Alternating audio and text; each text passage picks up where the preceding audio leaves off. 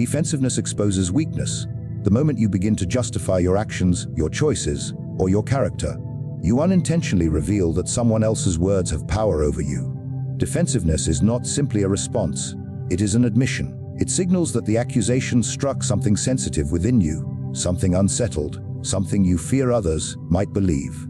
When you rush to explain yourself, you turn the spotlight onto the very thing you want people to ignore. You breathe life into the accusation by giving it your emotional energy. This is why those who understand power dynamics remain calm, composed, and strategically silent when confronted.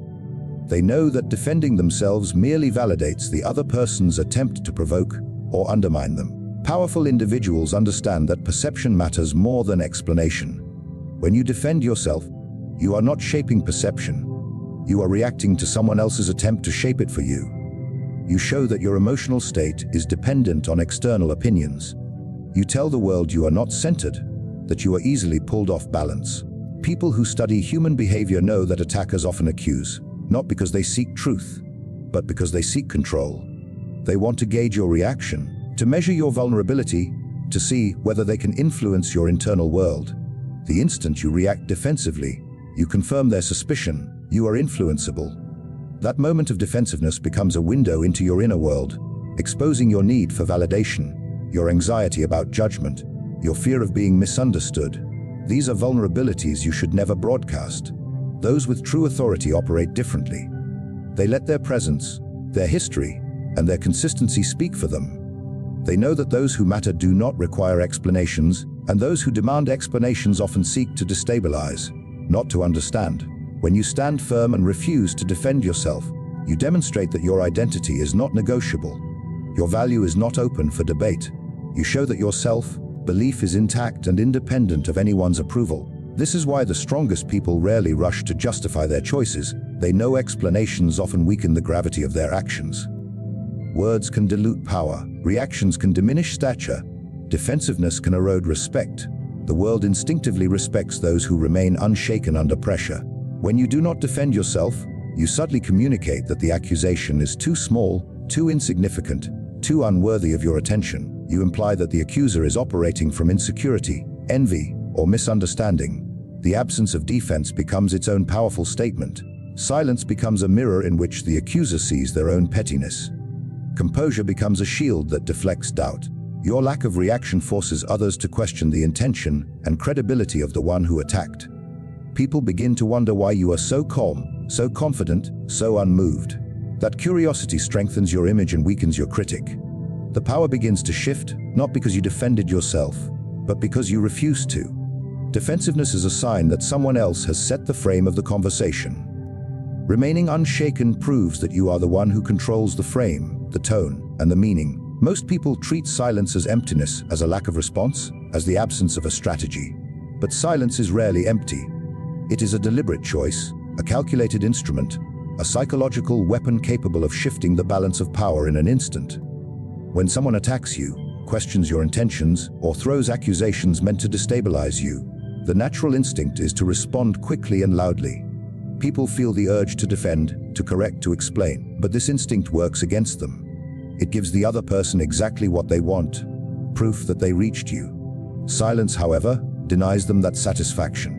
It disrupts their rhythm, breaks their expectation, and leaves them exposed in their own attempt to provoke you. When you remain silent in the face of accusation or judgment, it forces the other person to carry the weight of their own words. They have to sit with what they just said, uncomfortably aware that you are not reacting the way they anticipated. Humans are conditioned to expect immediate reactions. When they do not get one, the silence becomes unsettling. It creates a psychological vacuum they feel compelled to fill. They start talking more, repeating themselves, exaggerating details, or revealing the insecurity or jealousy that fueled their comment in the first place. The silence does not protect you by retreating. It protects you by revealing the truth of the other person's motives.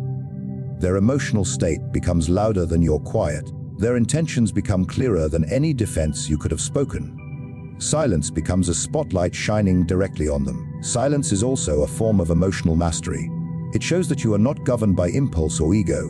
While others are quick to react, quick to justify, quick to prove themselves, your silence demonstrates that you do not feel threatened. You do not need to rush. You do not need to validate yourself to anyone. People instinctively respect the one who refuses to be emotionally manipulated. They may not understand the silence, but they feel its weight. They feel the controlled presence behind it. Silence communicates confidence in a way words never can. Words can be twisted, misunderstood, or dismissed. Silence cannot. Silence is pure, unfiltered certainty. This is why silence is so powerful in conflict. It turns the moment inward for the other person. Instead of focusing on you, the accuser begins to question themselves. They wonder if they crossed a line, if they misjudged you, if their words were beneath your level.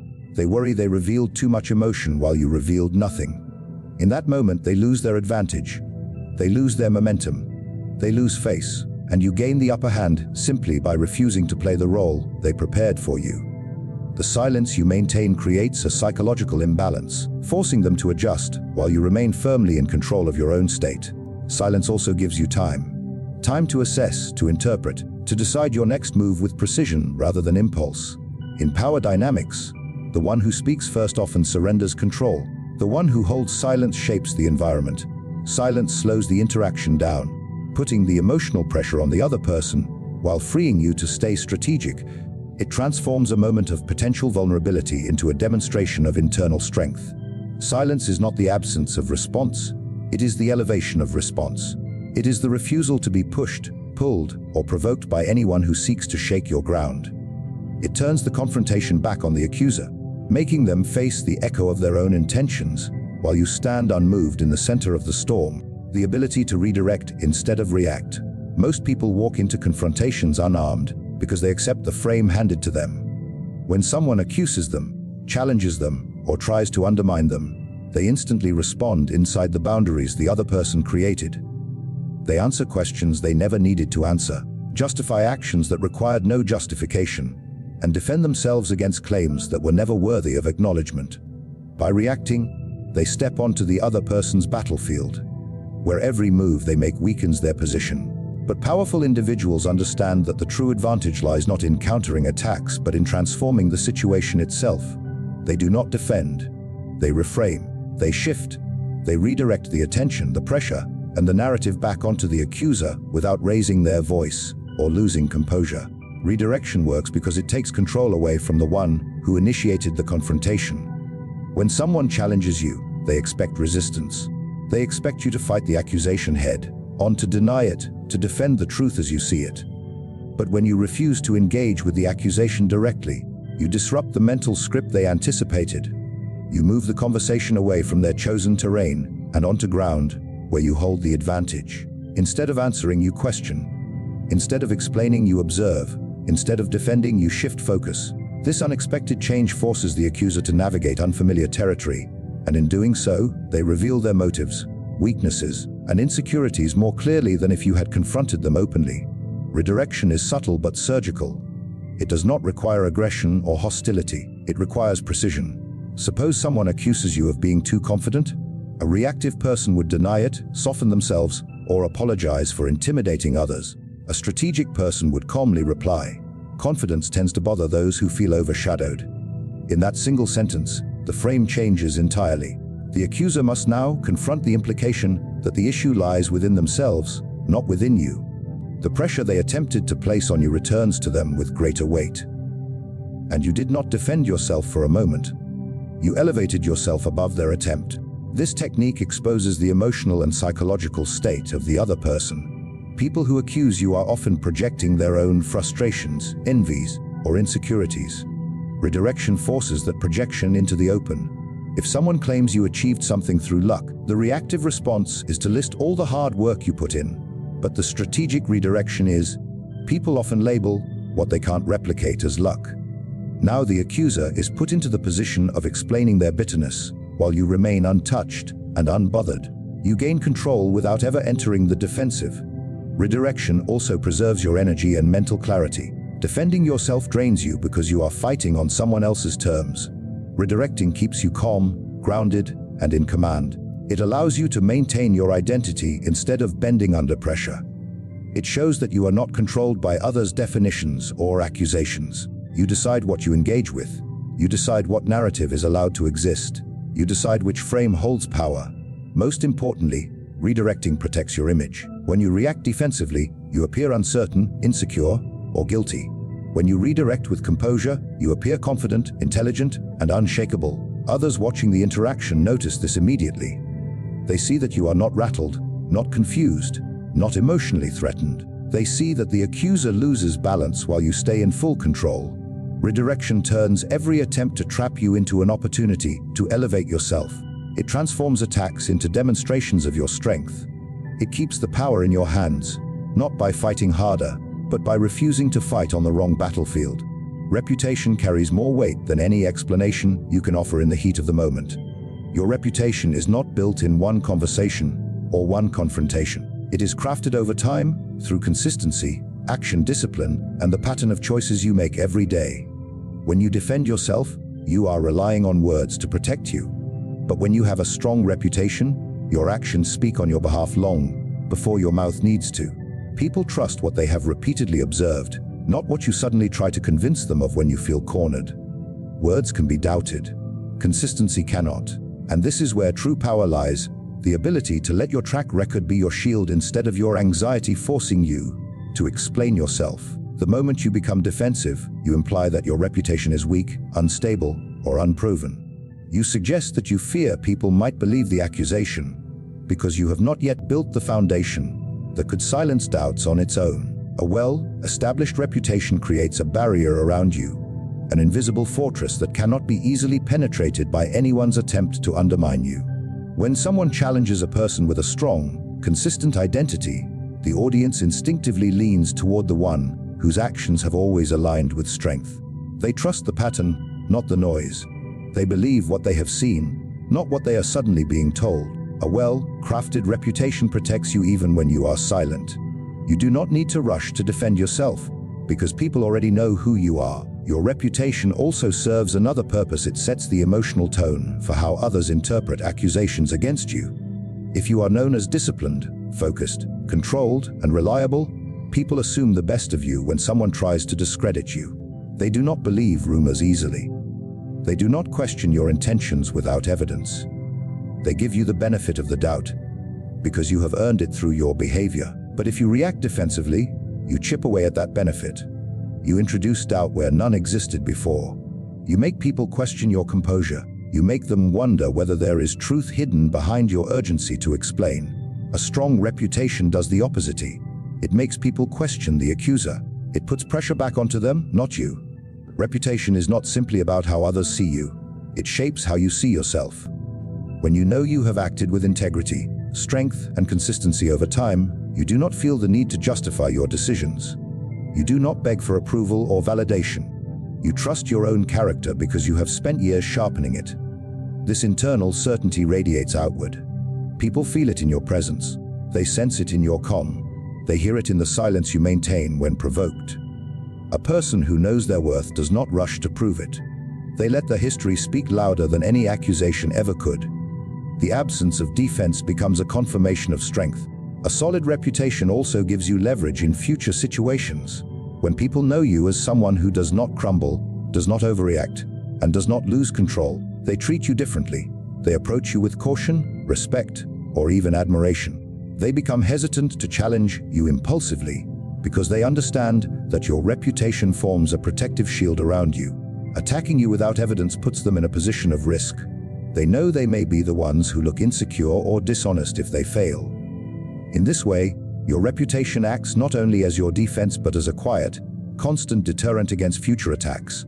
This is why building a powerful reputation is more effective than building arguments. Arguments require energy every time someone doubts you. Reputation requires consistency, but once established, it speaks on your behalf endlessly. It positions you as someone who rises above petty accusations. It makes your silence louder than any explanation. It ensures that when someone tries to accuse you, the world questions them before it questions you. It grants you the freedom to remain calm, composed, and silent, knowing that the foundation you stand on is stronger than any voice trying to shake it.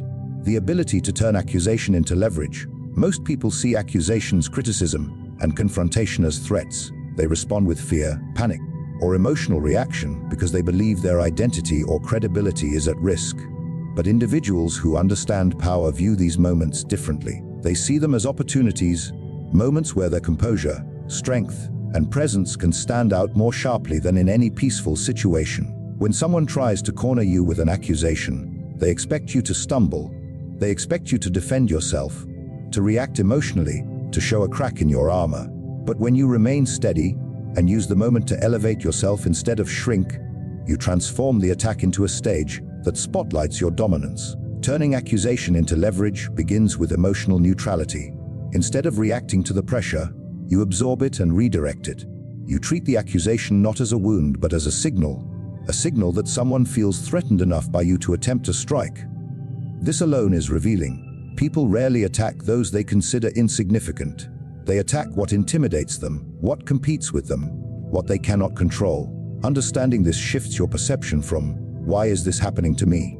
to, "What about me made them feel this way?" This shift in perspective turns the confrontation into information, and information is power.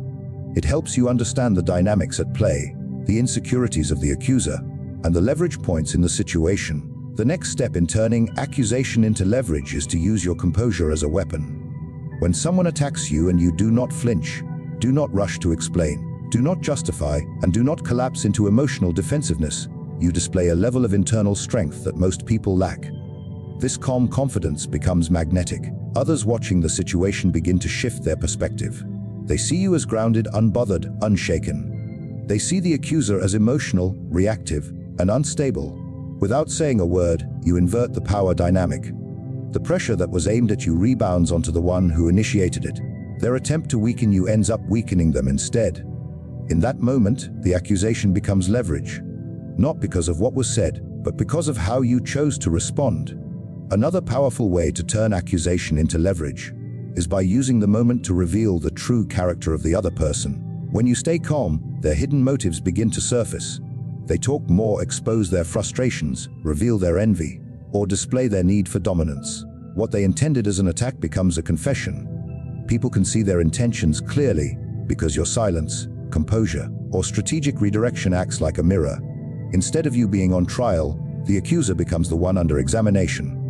The more they push, the more they expose themselves.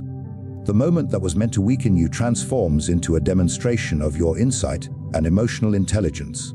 Accusations also provide you with the opportunity to redefine yourself in the eyes of others. When someone tries to label you, undermine you, or define your character in a negative light, your response, or lack of reaction, becomes the real definition. You show people that you are not moved by noise. You are guided only by your purpose, your identity, and your internal compass. This strengthens your presence and builds a reputation that cannot be shaken by shallow criticisms. You turn the situation into a reminder of your consistency and stability. While the accuser reveals emotional chaos, you reveal discipline. While they show pettiness, you show control. While they lash out, you remain elevated. Even more importantly, accusation gives you insight into who is aligned with you and who is not. People show their loyalty during conflict, not calm. When someone tries to undermine you, observe who believes the accusation immediately and who dismisses it because they trust your character. This knowledge becomes another form of leverage, an understanding of who supports you, who fears you, who envies you, and who cannot be trusted. Every attack becomes a map of the social terrain around you, helping you navigate future situations more intelligently. In the end, turning accusation into leverage is about mastering your internal world so completely that no external pressure can force you into weakness. Instead of reacting, you rise. Instead of defending, you demonstrate. Instead of collapsing, you expand. Every accusation becomes a stage where you display your discipline, your insight, your calm, and your strength. In the end, the real advantage does not belong to the one who argues the loudest, explains the most, or reacts the quickest. It belongs to the one who remains unshaken. Defending yourself pulls you into battles you never needed to fight. But discipline, silence, redirection, and a powerful reputation pull you above them. When you refuse to be provoked, when you refuse to justify, when you refuse to let anyone dictate your emotional state, you reclaim control over every interaction. People reveal themselves when they try to corner you. Some show insecurity, some show envy, some show their need for dominance. Your role is not to fight their chaos, but to rise above it. True power is quiet. True strength is composed. And the moment you stop defending yourself, you stop living on the terms others set for you and start living on your own.